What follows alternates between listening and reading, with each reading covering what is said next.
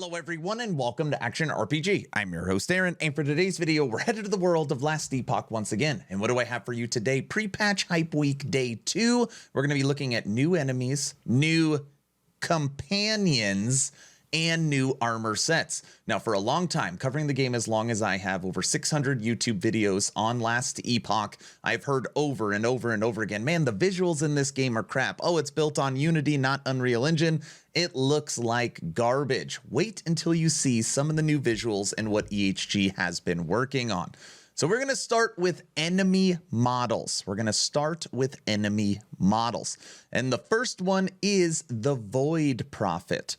The Void Prophet will replace the current Void Clerics. We've also reworked this enemy's abilities to make them a bit more fair. There should be far fewer travelers suddenly evaporating in the presence of the Void Prophet without clear telegraphing.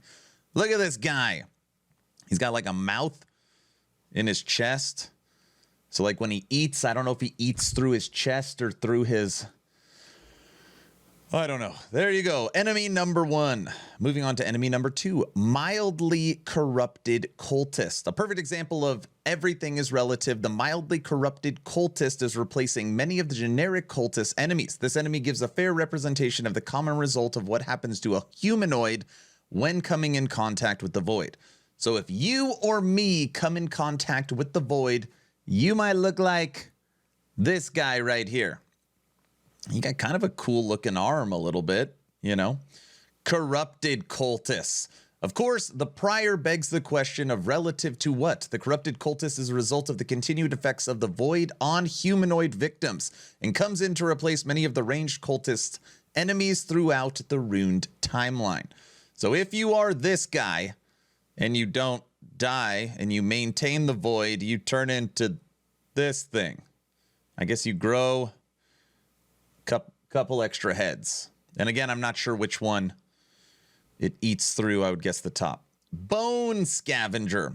One of the new Imperial era enemies coming to Last Epoch, the Bone Scavenger displays some of the military might of a immortal empire with its ambushing pack creature. If anybody follows my streams, Aaron Action RPG on Twitch, ambushing pack creature. Raptor? You know what I'm talking about. Bone Sculptor. The Bone Sculptor is another Imperial enemy which you will find in the Immortal Empire's ranks. The Bone Sculptor is a necromancer capable of creating hordes of zombies if left unattended, though they aren't afraid to get their own hands dirty as well. So you got a flying around necromancer holding a staff that can raise the dead. Now, my favorite enemy. I think people are really gonna like this enemy. Check this out. The Flame Paladin. Check out the flame. This is an enemy. I really like this one. Riot's forces are also seeing some bolstering in the coming war with the updated Flame Paladin. On top of a brand new look, the Flame Paladin will also be bringing new abilities to the field, helping them stand out from the standard rank and file. Check that out. Now, this is the surprise.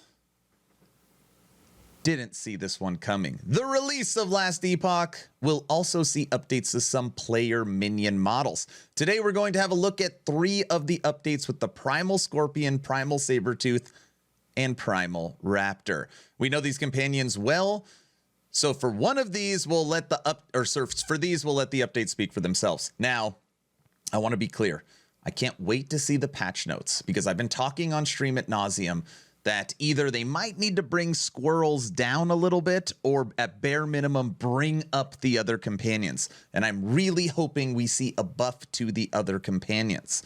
So number 1, the Primal Raptor. And you know how raptors, they say maybe they had feathers and they don't look like the Jurassic Park raptors? Well, our Primal Raptor, it's got some wings, some feathers on them, okay? My favorite, the Primal Scorpion. Look at this thing. It's like an armored out scorpion companion. Now, I really wish, EHG just missed their opportunity.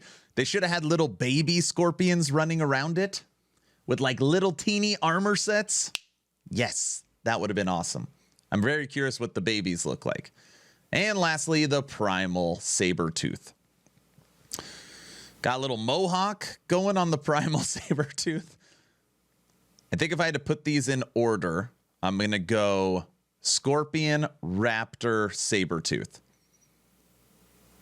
I can't. Oh, it's got two tails. I don't know. Maybe the Sabertooth looks better. I can't tell, but Scorpion's definitely my favorite. Moving on to new armor models. Alongside new enemy models, we're also adding 17 new armor sets across all classes in 1.0. Rather than set items, armor sets are based on items which have cohesive visual models between the armor pieces. And they put in here, this is not MTX. So these, you do not have to purchase what I'm about to show you. This is all in game. This is all in game. Starting with the Sentinel. So it'll show the set. It'll show it in game. Moving on, Sentinel. All right, little gold lion helmet. Nice little shield. Shield looks the best. Rogue armor sets.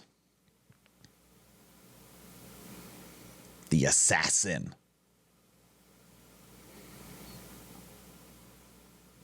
Could throw a little plate on there, your dual-wielding blade dancer. Primalist.